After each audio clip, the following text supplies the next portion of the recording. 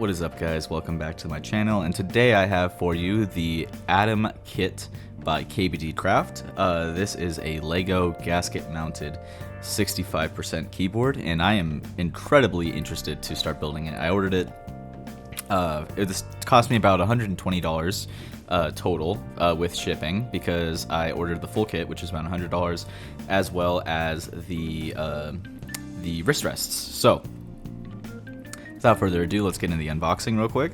So, first off, we have, this is full kit, so keyboard, keycaps, switches, everything. We got our keycaps right here. These seem to be pretty solid. They're double shot injection. That is impressive. What you're getting for $100 here is really impressive. This is the instruction manual for the wrist rest. Legos, more Legos, more Legos, as you can probably expect here. A complimentary Lego figure. You get, I believe, 2 of these if you buy the full kit. So I got a skeleton, and I got Steve with gold armor. This is the second set of keycaps, the gray keycaps. This is a white and gray contrast set. More Lego parts. The S2 switches, which are the switches that come with them, with the kit. These are pre-lubed. I'm very interested in how these perform. Actually, I'm gonna open these up real quick. Take a quick look at them. Silica packet. Do not eat. Kidding. I'm not gonna eat it. Let me take a look at these. Well, you can certainly tell that they have been lubed. There's not a ton of lube on there. I'm not gonna re-lube them because this is a test of the full kit. It's not, maybe later I will customize them and change out the switches, but for now we're going to be using the S2 switches that come with it. These are linear palm stems with a 3.6mm travel time, 1.5mm pre-travel, 40 gram operation force, 60 million clicks, they claim the life cycle is. Of course, I'm just reading it right off of the container right there. I do like that they come in this little container. They could have just thrown them in a bag. All of the packaging, this is an incredible unboxing experience for the price of literally $100. This is amazing. All right, we have parts of the bottom of the kit. Oh no, this is the bottom of the kit. I don't know what these are. These are these are probably for the wrist rest, if I had to guess.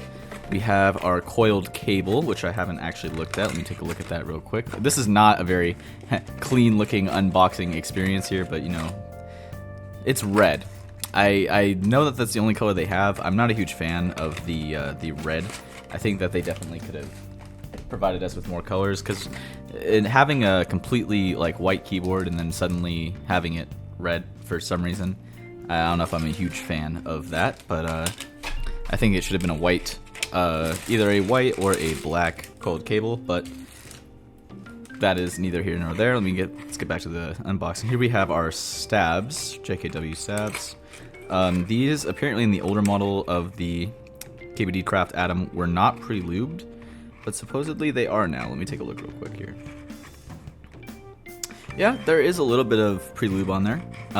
We'll see how they sound when I get to the actual build of the keyboard. Here's our instruction manual. Classic Lego style instruction manual. This is so cool to me. This is just such a cool concept. I love creativity in the Lego keyboard, or not Lego keyboard, sorry, the keyboard world. Having a Lego keyboard is just such a unique idea, and I'd love to see more of that. Okay, so another piece of the keyboard.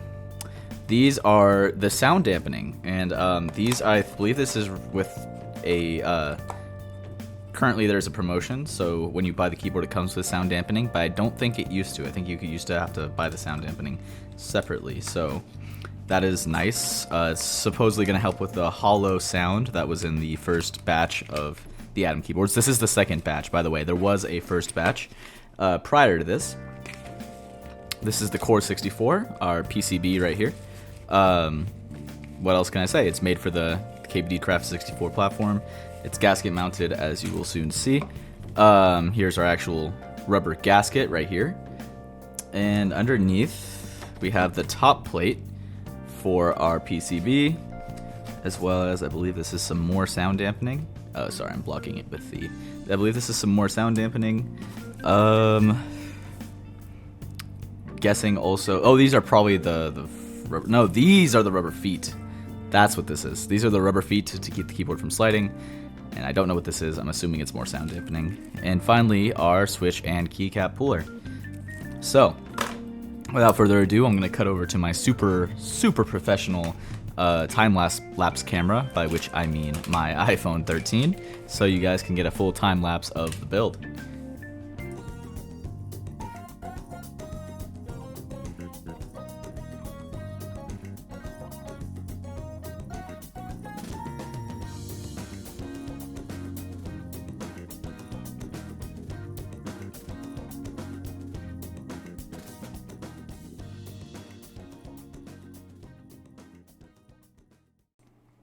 As you can probably tell from the change in lighting between the shot of me building this keyboard to the most recent shot right here, there has been a gap in time. There's been around a week and a half of me using the keyboard extensively as my main keyboard on my desk, and I am more than ready to share my thoughts on it. But before I do, let me go ahead and cut straight to the stock sound test of the keyboard.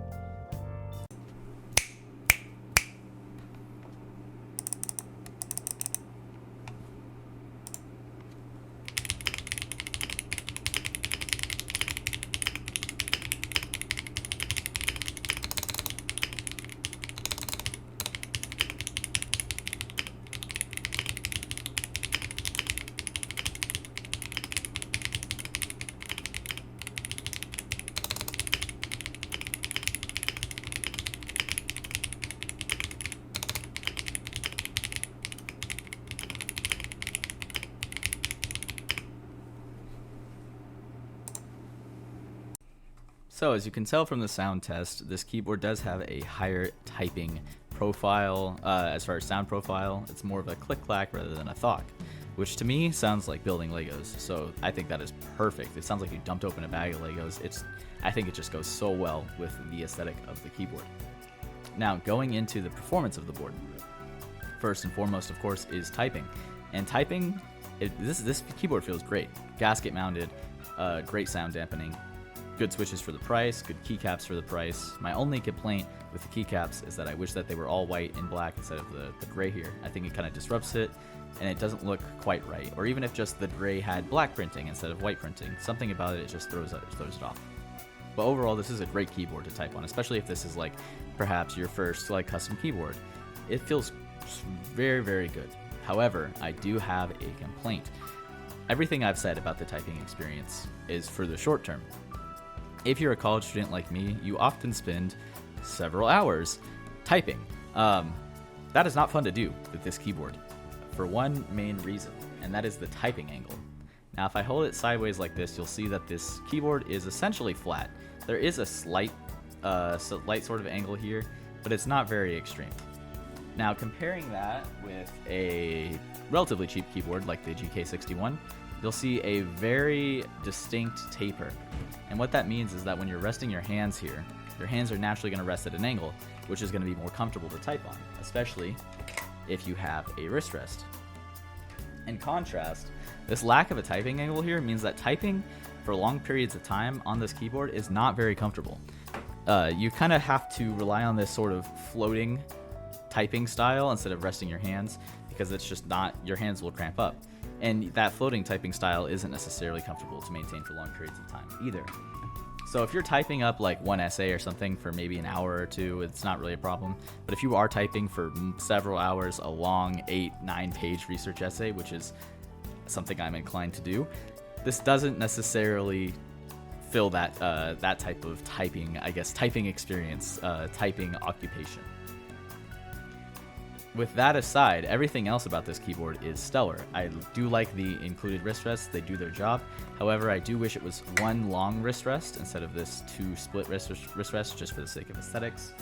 I do like the fact that it does come with RGB, even though I'm not a big user of that RGB. So it does have, your standard static colors. You can change them with a couple of shortcuts here. There's a couple rainbow presets as well. Very standard gamer keyboard stuff, but I am always happy when it's included, even if it's something that I'm not personally using. The keyboard is Vulkan compatible, so you can go ahead and remap the keys to your preference, to your preferred sort of keyboard layout, which is also something that is welcome. And I mean, of course, the most important part, this keyboard is just a joy to build.